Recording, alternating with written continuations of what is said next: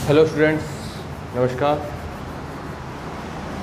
अपना जो लेक्चर चल रहा है हेलो एल्केन और हेलो एरीन, जो कि आपके ऑर्गेनिक केमिस्ट्री का चैप्टर नंबर 10 है। और मैंने बताया था आपको पहले वाले लेक्चर के अंदर, इसका जो मैक्सिमम मार्क्स है वो अपने पास है 4 नंबर का। लेंथी क्वेश्चन भी मतलब यहाँ से लेंथी क्वेश्चन ही आएगा। एक क्वेश्चन 4 पार्ट के अंदर डिवाइड होगा, 1 नंबर का एक नंबर का एक नंबर का एक नंबर का, इस प्रकार से एक क्वेश्चन आएगा। आज जो हम बात कर रहे हैं, उस लेक्चर में तो हमने बात की थी कि हेलो एल्केन आप कहोगे किसे। मैंने बताया था आपको हेलो एल्केन 2 पार्ट के डिवाइड है। एक पार्ट में तो अपने पास होगा हेलोजन और दूसरे पार्ट में अपने पास होगा हाइड्रोकार्बन। और मैंने आपको ये भी बताया था कि अगर एल्केन से अगर आप हाइड्रोजन को रिप्लेस करके अगर आप हेलोजन को ऐड कर रहे हो, एल्केन से अगर आप हाइड्रोजन को रिप्लेस करके अगर आप हेलोजन को ऐड कर रहे हो, तो जो बनने वाला कंपाउंड या ग्रुप जो है उसको बोलते हो आप एल्किल हैलाइड। उसको बताया था कॉमन नेम के अंदर, और आईयूपीएसी में उसको बोलते हैं हम हेलो एल्केन। ये बात थी।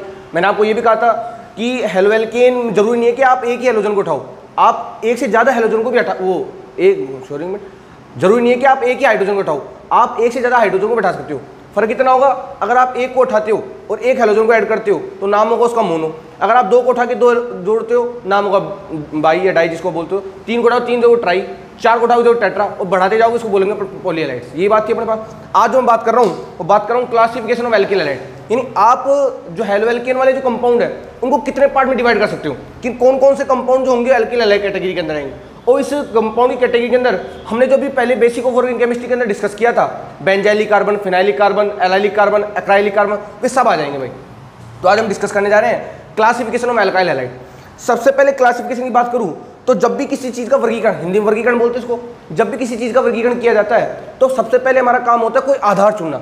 बिना किसी आधार या बिना किसी बेस के आप किसी चीज को क्लासिफाई नहीं कर सकते। फॉर एग्जाम्पल, जैसे मैं आपसे कहूं कि मान लो किसी क्लास के अंदर 2 स्टूडेंट बैठे हुए हैं और मैं कह रहा हूं भैया तू इंटेलिजेंट है। एक स्टूडेंट से मैं कह रहा हूं भैया तू इंटेलिजेंट है इसकी तुलना में, मतलब मैं क्या कह रहा हूं उसकी तुलना में बात कर रहा हूं, यानी कोई ना कोई मेरा आधार लिया। अब आधार क्या होगा, शायद उसकी पढ़ने की टेंडेंसी ज़्यादा हो, उसकी मेमोरी पावर अच्छी हो, तो मैं कहूँ कोई ना कोई सा मैंने आधार चुना होगा, उसी आधार पर मैं उसको क्लासीफाई कर रहा हूँ कि भैया तू इससे ज़्यादा क्या है, इंटेलिजेंट। तो जब भी आप किसी चीज़ को क्लासीफाई करते हो तो आपके पास कोई ना कोई सा आधार यानी बेस होना रिक्वायरमेंट है। तो यहीं हम करेंगे क्लासिफिकेशन जो एल्किल हैलाइड है उनको किन किन आधारों बांटा गया। तो जो पहला आधार है वो बिल्कुल सामान्य है, उस आधार से आपको ज़्यादा कोई लेना देना नहीं है, बिल्कुल सिंपल है। आप भी समझ जाओगे बिल्कुल सिंपल कैसे होगा। पहला जो हमारे पास बेस है, जो हमारे पास पहला जो बेस है यानी हमारा जो फर्स्ट जो बेस है वो होगा हमारे पास nature of halogen atom.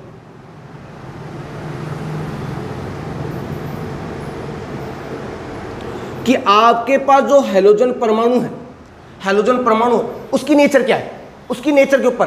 For example आपके पास 4 ही हैलोजन होते हैं, एक तो फ्लोरीन, एक क्लोरीन, एक ब्रोमीन और एक आयोडीन। मैंने आपसे कहा था कि फ्लोरीन वाले कंपाउंड तो रेयर केस में मिलेंगे, क्योंकि फ्लोरीन कंपाउंड जो एक्सप्लोसिव होता है, विस्फोटक होता है, इसकी अभिक्रियाएं बहुत कम पाई जाती है। और मैंने कहा भी था आपको 2 ही अभिक्रियाएं ऐसी है जिसकी पाई जाएगी, एक तो अपने पास स्वाट अभिक्रिया आएगी एल्किल हैलाइड की, और एक अपने पास आएगी बाल-शमान अभिक्रिया। पढ़ेंगे हम इसी चैप्टर के अंदर आएगी वो। तो मैं कहूँगा 4 ही कंपाउंड होंगे फिर तो। अगर मैं इसके आगे अगर मान लो मैं लगा देता हूँ तो बताओ RF होगा कि नहीं होगा, तो नाम क्या होगा उसका, एल्किल फ्लोराइड। अगर मान लो इसके आगे मैं R लगा दूँ तो क्या हो जाएगा, RCl। इसके अगर R लगा दूँ तो RBr, इसके अगर R लगा दूँ तो क्या हो जाएगा, RI। तो मैं कहूँगा अगर आप हैलोजन परमाणु को देख रहे हो तो हैलोजन परमाणु को देखने के आधार पर आपके पास जो एल्किल हैलाइड होंगे वो 4 ही कैटेगरी के होंगे। एक तो अपने पास RF होगा, एक अपने पास RCl होगा, एक अपने पास RBr होगा और अपने पास क्या होगा, RI। बताओ होगा ही नहीं। इसके अलावा कोई 5वां हैलोजन एटम पाया जाता है क्या, नहीं पाया जाता भाई। 470 ग्रुप के अंदर ये 4 ही एलिमेंट होते हैं, 8 की को अपन कंसीडर नहीं करते क्योंकि वो अपने पास क्या होता है, रेडियोएक्टिव होता है भाई। तो FCl-BrI, अगर इनके आगे मैं R जोड़ दूंगा, R जोड़ना मेरा रीजन है, मैंने कहा था जब तक वो हेलो एल्केन का पार्ट नहीं होगा तब तक आप उसको एल्किल हैलाइड नहीं बोल सकते। तो मैं कह सकता हूं कि मैंने शायद यहाँ एल्केन से एक H हटाया होगा और एक फ्लोरीन जोड़ा होगा, एक H हटा के Cl जोड़ा होगा, एक H हटा के Br जोड़ा होगा और एक H हटा के क्या जोड़ा होगा, मैंने एक I। तो मैं कहूंगा अगर नेचर ऑफ हैलोजन एटम की बात कर रहे हैं तो आपके पास एल्किल हैलाइड 4 ही कैटेगरी के होंगे। एक तो एल्किल फ्लोराइड, इसका नाम क्या होगा भाई, इसको क्या बोलेंगे हम, एल्काइल। और F को क्या बोलेंगे, फ्लोराइड, इसका नाम क्या, एल्किल फ्लोराइड। इसका नाम क्या होगा हमारे पास, सेम होगा एल्काइल, इसको क्या बोलेंगे, क्लोराइड। यहाँ भी सेम होगा एल्काइल, तो इसका नाम क्या हो जाएगा हमारे पास, ब्रोमाइड।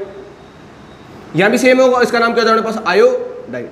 और तो 4 कैटेगरी के आएंगे नहीं है। तो मैं कहूँगा अगर आप हाइड्रोजन एटम की नेचर देख रहे हो तो इस आधार पर जो एल्किल हैलाइड उनको 4 पार्टों में बांटा गया है। एक तो alkyl fluoride, alkyl chloride, alkyl bromide और एल्किल हैलाइड है। और मैंने कहा था ये वाला जो कंपाउंड है वो रेयर केस के अंदर पाया जाएगा क्योंकि ये नेचर में क्या होता है, एक्सप्लोसिव, विस्फोटक होता है। इसके भी पाई बहुत कम जाती है। आपने पढ़ाया होगा 11th के अंदर पढ़ाया जाता है आपको कि जो फ्लोइंग की रिएक्शन होती है, ऐसे पढ़ते हो आप रिएक्टिविटी के अंदर, आपने रिएक्टिविटी पढ़ी होगी हैलोजन की, ऐसी पढ़ी होगी आपने कि फ्लोरीन ज़्यादा रिएक्टिव होता है, उससे कम क्लोरीन, उसके कम Br, तो सबसे लास्ट में होता है IT।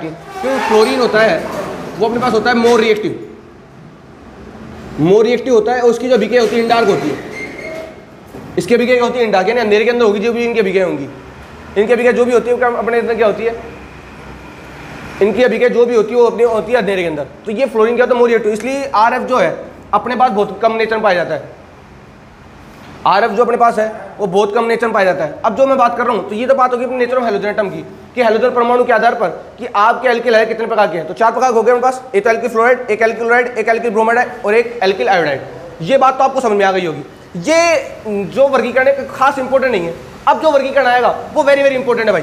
अब मैं बात कर रहा हूँ सेकंड बात कर रहे हैं हम कि हमारा दूसरा आधार क्या होगा। दूसरा जो हमारा आधार है वह इंपॉर्टेंट भी है, नंबर ऑफ हैलोजन एटम।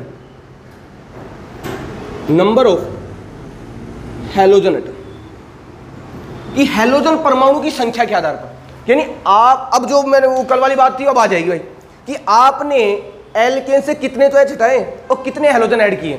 यानी मान लो आपने एक एच हटा के एक हैलोजन ऐड किया तो उसका नाम हो जाएगा मोनो हैलोजन वाला। अगर आपने 2 एच हटा के 2 हैलोजन ऐड की उसका नाम हो जाएगा डाई वाला। 3 एच हटा के 3 ऐड किए तो ट्राई वाला। 4 हटा के 4 ऐड किए तो टेट्रा वाला। अगर आप सारे हटा के कर रहे हो तो मैं उसको एक कैटेगरी में लिख सकता हूँ, उसको बोलेंगे पॉलीहैलाइड्स। क्या बोलेंगे उनको? तो पॉलीहैलाइड। यानी अब जो आप बात कर रहे हो वो बात कर रहे हो हैलोजन परमाणु की संख्या के आधार पर। यानी आप एल्केन से कितने एच हटा के कितने हैलोजन ऐड कर रहे हो, बात समझ में आ रही है? तो नंबर ऑफ हैलोजन एटम के आधार पर जो हमारे पास एल्किल हैलाइड है वो 4 कैटेगरी के, मोस्टली 4 कैटेगरी के अंदर आते हैं। एक तो अपने पास आएगा मोनो हैलोजन डेरिवेटिव। कि डेरिवेटिव जानते हैं ना, व्युत्पन्न, जो जनक से बना होगा व्युत्पन्न ही होगा। सेकंड हमारे पास क्या हो सकता है? Die halogen derivative. थर्ड अपने पास होगा try halogen derivative.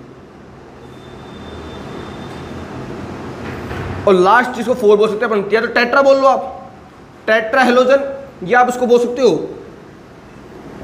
Poly halogen derivative. ये 4 ही कैटेगरी होंगे बस। ये तो मोनो हैलोजन डेरिवेटिव, यानी आपने एक एच हटा के एक हैलोजन ऐड किया। दूसरा अपने पास डाई हैलोजन, यानी आपने 2 एच हटा के 2 हैलोजन ऐड कर दी। तीसरा अपने पास होगा ट्राई, यानी 3 एच हटा के 3 हैलोजन ऐड कर दी। और लास्ट अपने पास होगा टेट्रा, यानी आपने 4 ही हटा दिए, या जितने भी उसके अंदर एच थे उनको सबको रिप्लेस करके क्या ऐड कर दिया आपने? हैलोजन। उसको अपन क्या बोल सकते हैं? Poly halogen derivative. बात समझ में आ रही है? तो मैं कहूँगा अगर आप हैलोजन परमाणु संख्या के आधार पर अगर एल्किल हैलाइड को बांट रहे हो तो मोस्टली 4 ही कैटेगरी आएंगी। अब इसके अंदर मैं सबसे ज्यादा बात करूँ, सबसे ज्यादा इंपॉर्टेंट मेरे पास जो आएगा वो हमारे पास आएगा डाई हैलोजन डेरिवेटिव। यानी आप 2 एच हटा के कितने हैलोजन ऐड करोगे भाई? 2। अब बात समझ में नहीं आती कि सर मोनो हैलोजन से मतलब क्या है, डाई हैलोजन से मतलब क्या है, ट्राई हैलोजन से और टेट्रा हैलोजन से आप क्या एक्सप्लेन करना चाहते हो? अब मैं बारी बारी से एक एक को एक्सप्लेन करता हूँ। बिल्कुल सिंपल बात होगी, आपको बिल्कुल आसानी समझ में आ जाएगी। नोट्स तो आप इसके अंदर से देख के कॉपी के अंदर बना ही लेना, बाकी मैं आपको इसकी पूरी PDF शेयर कर दूंगा भाई। लेकिन आपको हर लेक्चर के अकॉर्डिंग अपने नोट्स अपने हिसाब से तैयार करने हैं, और कोई भी डाउट हो तो मुझसे पूछ सकते हो आप। तो भाई सबसे पहले मैं स्टार्ट कर रहा हूँ मोनो हैलोजन डेरिवेटिव। यानी मोनो हैलोजन डेरिवेटिव मतलब क्या है? सिंपल लैंग्वेज में बात समझाऊं, मैं ये कह सकता हूं कि अगर आपके पास कोई एल्केन है, अगर आप एल्केन से एक एच का, मैं बात कर रहा हूं एच परमाणु की, ध्यान रखना, मैं किसकी बात कर रहा हूं? हाइड्रोजन एटम की। एच प्लस की बात नहीं कर रहा मैं, ध्यान रखना। आप जानते होंगे एच 3 होते हैं, एक तो पास होता है एच, एक और एच प्लस और एक एच माइनस। इसको तो बोलते हैं अपन क्या? हाइड्रोजन। नेस्केंट हाइड्रोजन, नवजात जिसको बोलते हैं हम, ये तो हाइड्रोजन। इसको क्या बोलते हैं हम? प्रोटोन। इसको क्या बोलते हैं हम? हाइड्राइड। ये तीनों अलग अलग भाई। इसको बोलेंगे हाइड्रोजन, इसको बोलेंगे प्रोटॉन, इसको बोलेंगे एच माइनस। इसके पास इलेक्ट्रॉन कितने हैं अपने पास? इसके पास है 1 इलेक्ट्रॉन, 1s1 में एक ही होता है। इसके पास इलेक्ट्रॉन नहीं है तभी 0 है। इसके पास इलेक्ट्रॉन अपने पास होंगे 0 इलेक्ट्रॉन। इसके पास कितने इलेक्ट्रॉन है अपने पास? एक तो पहले से था, एक माइनस में आया कितने इलेक्ट्रॉन? 2, या 2 इलेक्ट्रॉन, या 0 इलेक्ट्रॉन, या 1 इलेक्ट्रॉन। तो तीनों नेचर अलग अलग होगी ही नहीं होगी। मतलब इलेक्ट्रॉन ही अलग अलग है तो नेचर डिफरेंट इनकी क्या होनी है? डिफरेंट। ध्यान रखना, इसको बोलेंगे अपना हाइड्रोजन, इसको प्रोटॉन, इसको बोलते हैं अपना हाइड्राइड। ये तो बेसिक बात है। मैं तो बात ये कर रहा हूँ कि मोनो हैलोजन डेरिवेटिव मतलब क्या है? मोनो हैलोजन डेरिवेटिव मतलब क्या होता है कि अगर आप एल्केन से एक एच हटा के, एक H4, मैं H प्लस की बात नहीं कर रहा है, ध्यान रखना, मैं बात कर रहा हूँ एच एटम की, कि आप एल्केन से एक एच हटा के एक हैलोजन एटम ऐड करो। फॉर एग्जांपल, जैसे मान लो मैं आपको बात करूँ, ये अपने पास RH, इसको क्या बोलते हैं अपन? एल्केन।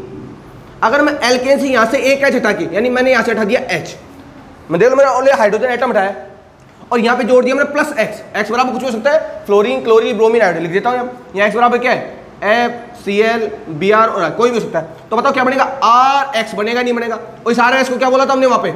इसको बोले एल्काइल, इसको बोलेंगे पर हैलाइड। नाम क्या होगा इसका? Alkyl halide. अब बताओ इसके अंदर कितना हैलोजन है? एक है। बताओ मोनो हैलोजन कैटेगरी के अंदर आएगा नहीं आएगा? अब R बराबर कुछ भी ले सकते हो। फॉर एग्जाम्पल जैसे मैं आपसे कहूँ बताओ ये कौन सी कैटेगरी के अंदर आएगा, तो आप दिख रहा है साफ साफ आपको यहाँ पे कितना हैलोजन? एक। बताओ मोनो होगा कि नहीं होगा? बताओ ये किस कैटेगरी के अंदर आएगा? ये भी इस कैटेगरी आएगा नहीं आएगा?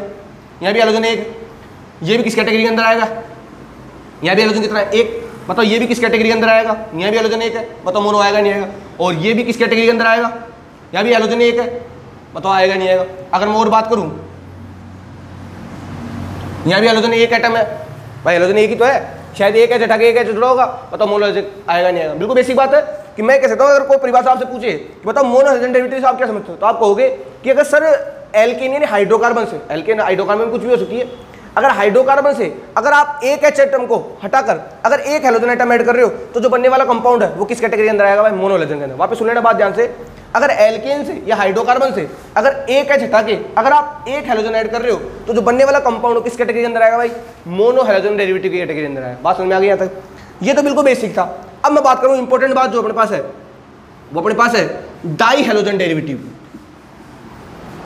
जो सेकंड अपने पास जो वर्गीकरण है वो अपने पास है डाई हैलोजन डेरिवेटिव। यानी अब की बार क्या करना पड़ेगा आपको? H हटाने पड़ेंगे 2। क्या हटाने पड़ेंगे? 2। अब 2 H हटाने के बहुत सारे तरीके भाई, 2 H हटाने क्या है? बहुत सारे तरीके। अगर आप 2 H हटा के 2 हैलोजन ऐड करते हो, तो बनने वाला कंपाउंड किस कैटेगरी के अंदर आएगा? डाई हैलोजन डेरिवेटिव के अंदर। अब सर 2 H हटाने के अलग तरीके कैसे होंगे? फॉर एग्जाम्पल, अगर मान लो मैं आपके सामने कह रहा हूं कि मैंने आपके सामने